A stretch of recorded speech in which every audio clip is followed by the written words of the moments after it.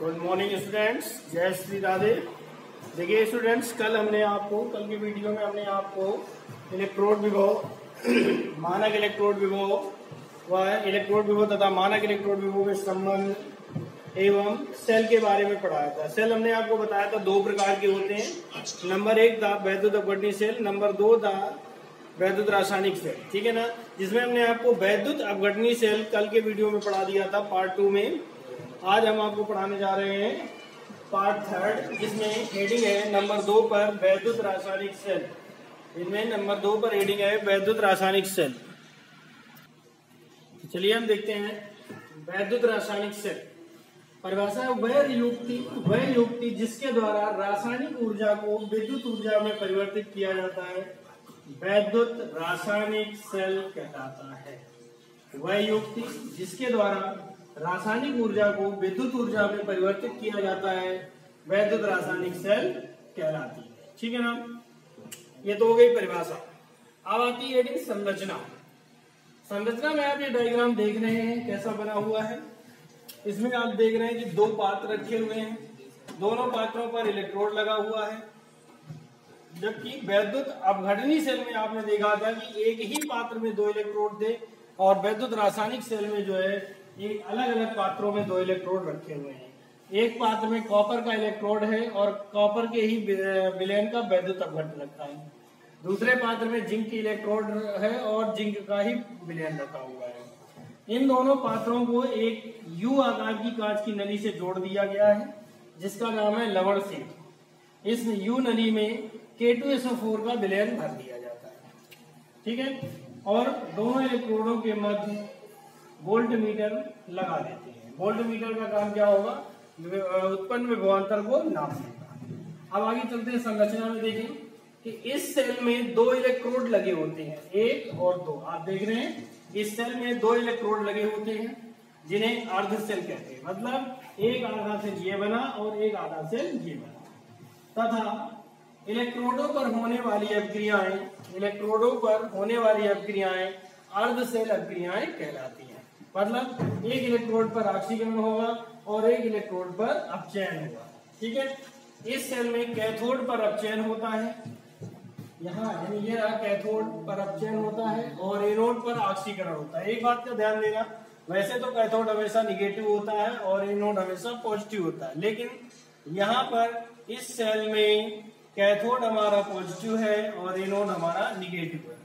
ठीक है ना, ये इस सेल का जो वर्णन कर रहे हैं इसका नाम होता है डेनियल सेल। ठीक है ना, इसका वर्णन कर रहे हैं। तो कैथोड पर अपचयन होता है तथा एनोड पर ऑक्सीकरण होता है। इस सेल में दोनों इलेक्ट्रोड अलग अलग पात्रों में अलग अलग विलयनों में रखे होते हैं। इस सेल में दोनों इलेक्ट्रोड अलग अलग पात्रों में अलग अलग विलयनों में रखे होते हैं, यानी पात्रों का विलयन भी अलग होता है और पात्र भी अलग होते हैं, जिससे इलेक्ट्रोड भी अलग अलग धातुओं के बने होते हैं। ये जिंक का बना हुआ है, ये कॉपर का बना हुआ है, यानी कोई भी दो इलेक्ट्रोड होंगे। ठीक है, दोनों पात्रों को एक यू नली से जोड़ देते हैं। ये रही यू नली, जिसे लवण सेतु कहते हैं। इस नली में K2SO4 का विलयन भरा होता है, जो इन दोनों को जोड़ने का काम करता है।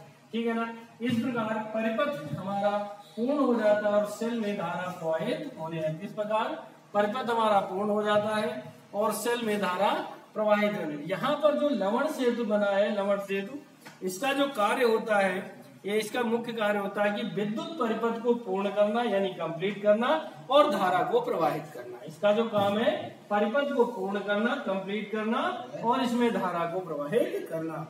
दूसरा काम होता है कि इन विलयनों में उदासीनता को बनाए रखना, अर्थात कोई भी विलयन न धनावेशित हो पाएगा न कोई ऋणावेशित हो पाएगा। दोनों विलयनों की उदासीनता को समान बनाए रखता है।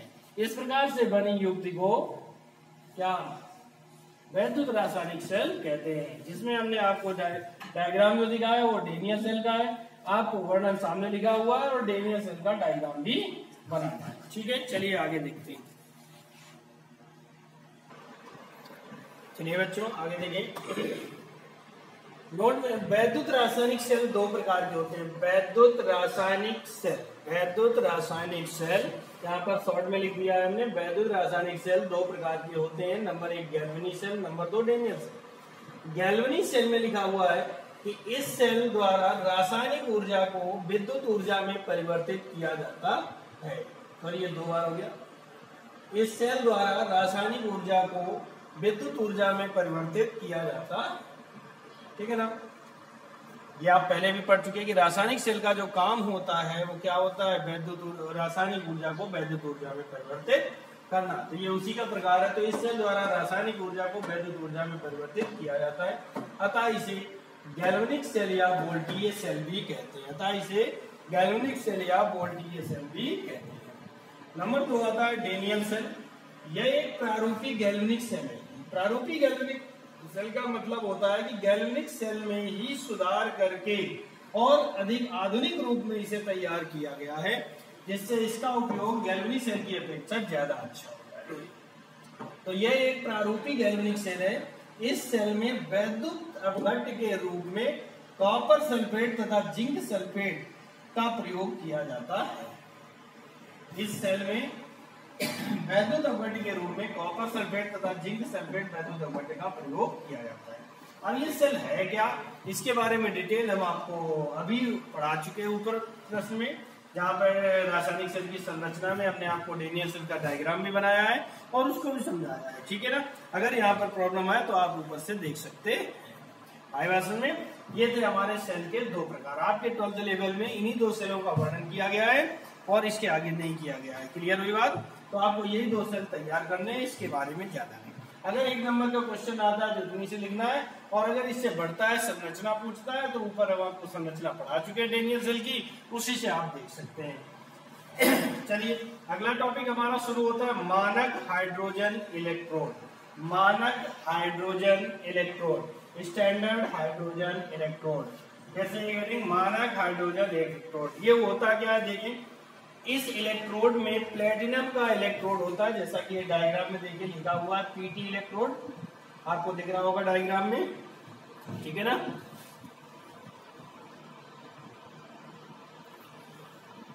इस सेल में इलेक्ट्रोड में, इस इलेक्ट्रोड में प्लेटिनम का इलेक्ट्रोड होता है। ये रहा प्लेटिनम का इलेक्ट्रोड, जिसके ऊपर प्लेटिनम ब्लैक की परत चढ़ी होती है, जिसके ऊपर प्लेटिनम ब्लैक की परत चढ़ी होती है।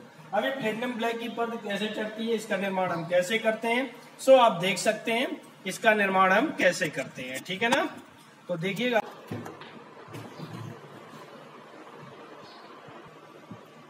इस सेल में क्या करते हैं, इसके निर्माण के लिए प्लेटिनम प्लेट को, ये रही हमारी प्लेटिनम प्लेट, प्लेटिनम प्लेट को क्लोरोप्लेटिनिक अम्ल में, ये रहा हमारा, इसको अंडरलाइन कर सकते हैं, क्लोरोप्लेटिनिक अम्ल, क्लोरोप्लेटिनिक अम्ल में डुबो कर रख देते हैं और विद्युत धारा प्रवाहित करते हैं।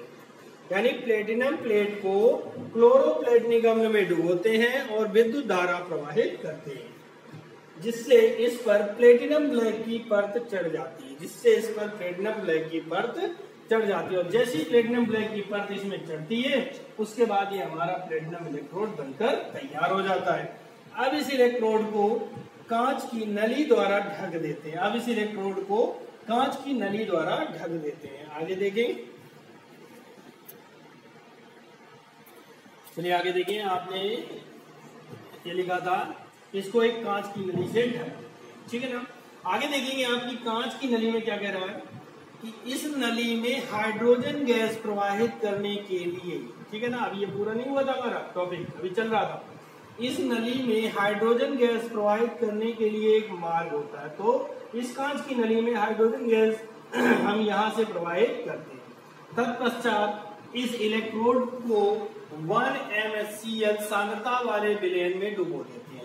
यानी ये जो हमारा इलेक्ट्रोड बनकर तैयार हुआ, इस पूरी कांच की नली और इलेक्ट्रोड, प्लेटिनम इलेक्ट्रोड को, ये लिखा हुआ 1 MgCl का विलयन होता है, यानी 1 मोलर सांद्रता वाला HCl का विलयन, जिसमें इसको हम डुबोकर रख देते हैं। लिखा है कि तत्पश्चात इस इलेक्ट्रोड को 1 MgCl सांद्रता वाले विलयन में डुबो देते हैं और हाइड्रोजन गैस प्रवाहित करते हैं। यहाँ से हाइड्रोजन गैस प्रवाहित करते हैं, जिससे हाइड्रोजन गैस की कुछ मात्रा प्लेटिनम की प्लेट पर अधिशोषित हो जाती है। यानी जो हाइड्रोजन गैस हम यहाँ प्रवाहित कर रहे हैं, उस हाइड्रोजन गैस की थोड़ी मात्रा इस प्लेटिनम प्लेट में अवशोषित हो जाती है और तथा शेष मात्रा 1 MHCl विलयन में विलीन हो जाती है। यानी जो बची हुई हाइड्रोजन की मात्रा थी वो इस MH1M यानी 1 मोलर सांद्रता वाले Cl के विलयन में हाइड्रोजन गैस इसमें अवशोषित हो जाती, विलीन हो जाती, गायब हो जाती, उसी में घुल जाती। फलस्वरूप हाइड्रोजन गैस और विलयन में उपस्थित हाइड्रोजन आयन, क्योंकि इसमें हाइड्रोजन गैस घुल रही है तो विलयन में उपस्थित हाइड्रोजन आयन इसके अम्ल के और हाइड्रोजन गैस के मध्य साम्य अवस्था स्थापित हो जाती है। H2 से बनेगा 2H प्लस, 2 इलेक्ट्रॉन दान करेगा तो यह हाइड्रोजन आयन बनेगा और उन्हीं 2 इलेक्ट्रॉनों को ले लेगा तो पुनः H2 गैस बना देगा। आई बात समझे? आगे चलते क्या कह रहा है कि अब इस इलेक्ट्रोड का इलेक्ट्रोड विभव शून्य मानकर, यानी हमारा इलेक्ट्रोड विभव वेल कंप्लीट तैयार हो गया। अब हमें जिस पदार्थ का इलेक्ट्रोड विभव ज्ञात करना होता है उसके आगे बढ़ते हैं।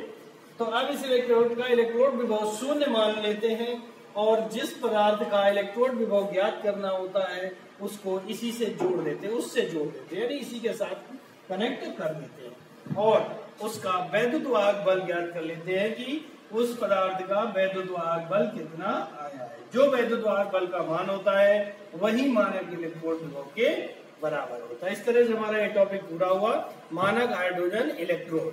आई बात समझ में? ये टॉपिक पूरा हो गया।